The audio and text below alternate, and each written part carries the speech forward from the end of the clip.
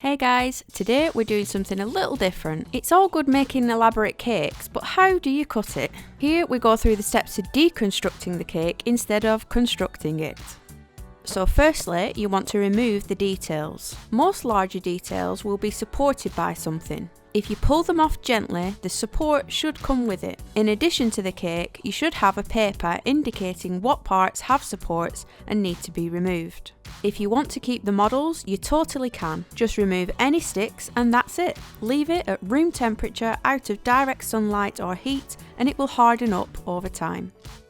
For the one on the top, slide a knife underneath to loosen it. You'll feel it hit the support and then loosen the other side. Pull upwards with a little twist. Instead of pulling the full support out and risking the head falling off, you could chop the stick right down with wire cutters. Then she will also harden over time and turn into a little mini ornament. I have plenty of these on my shelves.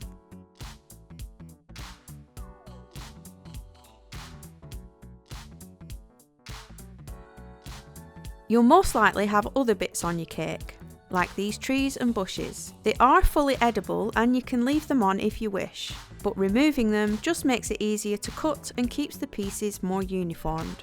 They can easily be taken off with a knife, as can any smaller board details.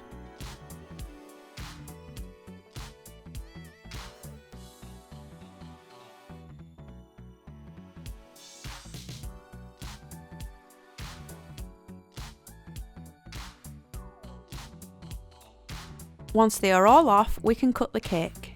To get the most out of your cake, you'll want to cut in rows instead of wedges. Make one long cut right through the cake all the way to the bottom.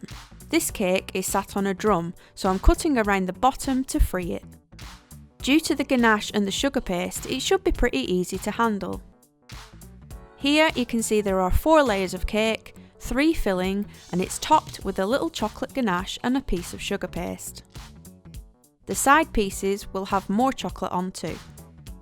Now you'll want to cut straight down again about 1 inch across. From here you can easily chop the servings how you like. In the UK, this size is a wedding slice, or you can cut these pieces much wider for dessert slices. This outer edge is great for a chocolate or sugar paste fan, as it will have it running down one side. A centerpiece will only have a very small piece on the top. Now there are some people out there who don't like chocolate. I know, bonkers if you ask me. No, but honestly, there are a few people who don't care for it. But look how easily it's removed. It just pops right off, leaving you with just a full piece of cake. Feed that top part to your nearest chocoholic. We forget sometimes that once it's all cut, there's actually not much chocolate or sugar paste on all of the centre pieces. So don't worry if you don't like the paste, it's so easy to remove. 1 slice for the lovers and 1 for the haters.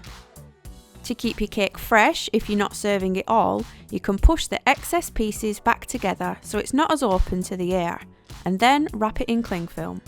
Of course, we always say to eat the cake as soon as possible to taste it at its best, but it will save like this if you want your gran to try a piece tomorrow. I don't use any fillings that need refrigerating, as personally I feel it dries it out, so this one is perfectly fine to sit in its cling film.